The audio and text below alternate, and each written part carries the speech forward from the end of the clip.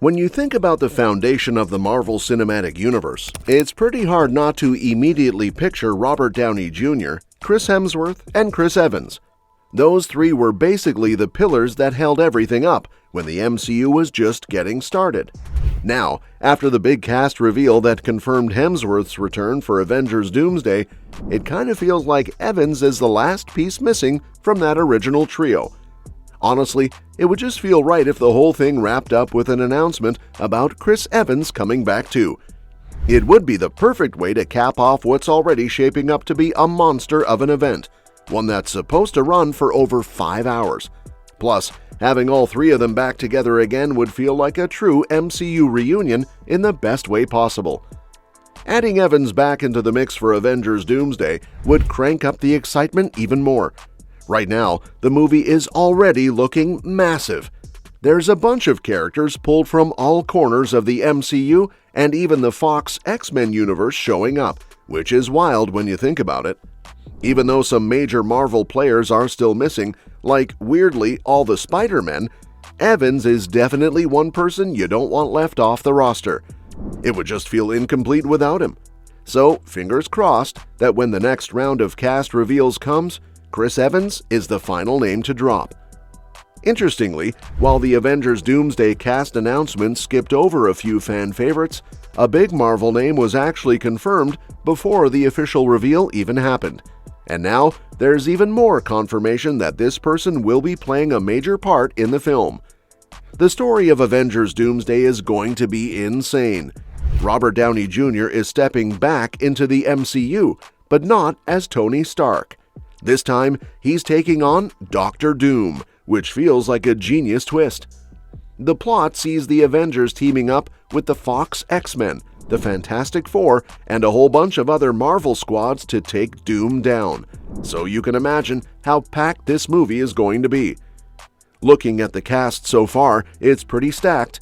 You've got returning veterans like Chris Hemsworth's Thor, newcomers like Channing Tatum finally getting to suit up as Gambit, and icons like Patrick Stewart's Professor X. It's pulling talent from all over Marvel's history. But even with all these announcements, a few big names were suspiciously absent. However, Marvel Studios president Kevin Feige made it clear at CinemaCon that the full roster hasn't been revealed yet. Plus, there was a playful exchange between Marvel's Instagram account and Robert Downey Jr., hinting that more surprises are coming soon. And then there's been a lot of buzz about Chris Evans' return. Not just because people miss Steve Rogers, but because he might not be playing the Steve Rogers we all remember. Instead, there's growing speculation that he could be debuting as a Hydra version of Captain America. If you're a comic fan, you probably remember the huge stir back in 2016 when Marvel Comics introduced a Steve Rogers who was loyal to Hydra. It shocked everyone and sparked a lot of debate. Since then, fans have been waiting to see if Marvel Studios would ever pull the trigger on bringing that darker version to the big screen. With Evans officially coming back for Avengers Doomsday, those theories are picking up steam again. It makes sense too. The whole multiverse saga that the MCU is exploring right now is the perfect playground for twisted versions of beloved heroes. And let's be real, Chris Evans would absolutely crush it as an evil Captain America. It would be such a cool, dangerous new wrinkle to Phase 6, making things even more unpredictable. To really understand how this evil Steve Rogers fits into the bigger picture, it helps to look back at his comic book history. Hydra's Captain America first showed up in Captain America Steve Rogers #1 in 2016, right after Marvel's universe rebooted from Secret Wars. In that story, Steve was an old man again and got caught up in the mess at Pleasant Hill, a SHIELD-controlled town where supervillains were brainwashed into behaving themselves thanks to a sentient cosmic cube called Kobik, who took the form of a little girl. In a big battle, Crossbones nearly killed Steve, but Kobik used her powers to not only heal him, but also restore him to his prime. The catch? Kobik had been secretly manipulated by Red Skull and Hydra, so she basically rewired Steve's brain with their twisted ideology.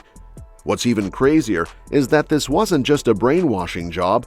This Steve was actually from a different reality where he grew up as a Hydra loyalist.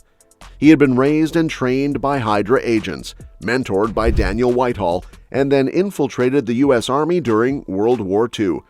He still got the super soldier serum from Dr. Erskine, but his loyalty was to Hydra all along. After World War II, he even got frozen like the Steve we know and love, only to wake up in modern times ready to bring Hydra back to power. Once he was active again, this Hydra Steve started making big moves. After the death of Heinrich Zemo, he reluctantly aligned with Red Skull and learned about the power of the Cosmic Cube. He orchestrated major disasters, rose through the ranks of S.H.I.E.L.D., and even pushed legislation that gave him sweeping control of the United States. By the time the Secret Empire storyline kicked off, Hydra had fully taken over. Even though S.H.I.E.L.D. isn't really around anymore in the MCU, ever since it was exposed and dismantled back in the Winter Soldier, there are still ways Marvel could adapt parts of his evil Cap storyline. Rogers Hydra persona built a massive army of evil, staged invasions, and even legally became the ruler of the US at one point. That's some next-level villainy. In the comics, he eventually got taken down by the original Steve Rogers, who returned thanks to Kobik putting the pieces back together. The real Steve defeated his twisted counterpart, proving once again that the true Captain America's strength isn't just physical, it's moral. In terms of powers, Hydra Steve is just as strong, fast, and durable as the classic Steve Rogers. Thanks to getting the same super soldier serum, he's got all the abilities we expect, but he's arguably more dangerous because of his upbringing. Being trained by Hydra from childhood gave him a different kind of ruthlessness. He even ended up wearing armor powered by the Cosmic Cube at one point, although that didn't save him when he went head-to-head with the real Steve wielding Mjolnir. Bottom line, Hydra Steve is tough, but the real Captain America's heart and determination still outshine everything else. It makes a lot of sense for Marvel to bring in Hydra Cap now.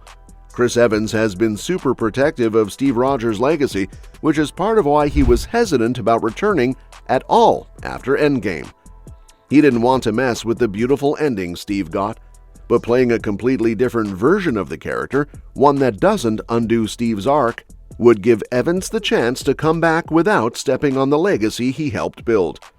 And honestly, who wouldn't want to see what happens when the Star-Spangled Man with a Plan goes dark?